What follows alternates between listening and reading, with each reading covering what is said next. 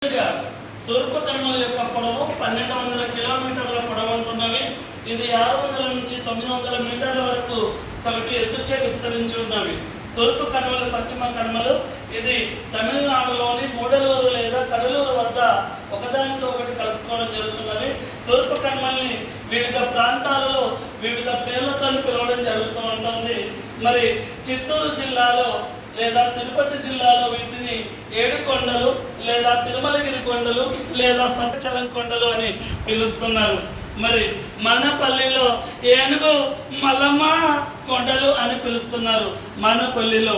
అలాగే అనంతపురంలో మడకశిర కొండలు అనంతపురం, తర్వాత నంద్యాలలో ఎర్రమల కొండలు, కడప పాలకొండలు, కర్నూలు నల్లమల కొండలు, చెమకుర్తి కొండలు, గుంటూరు నాగార్జున కొండ, బెల్లం కొండ, విను కొండ, కోటప్ప కొండ మరియు మంగళగిరి కొండలు. కృష్ణా జిల్లాలో కొండపల్లి కొండలు మరియు మొఘల్ రాజపురం కొండలు మరియు అలాగే ప్రకాశం చిమకుర్తి కొండలు.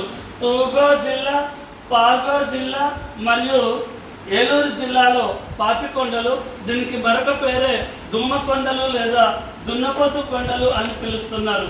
ఆ తర్వాత అల్లూరి సీతారామరాజు జిల్లాలో పాడేరు వద్ద ఏం కొండలు అంటే చిన్నలో ఉన్నటువంటి ఎత్తైన శిఖరమే జిందగడ లేదా ఆరోమ కొండ లేదా సీతమ్మ కొండ.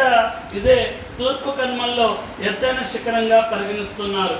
సో అలాగే విశాఖపట్నంలో యారాడ కొండలు ఉన్నవి.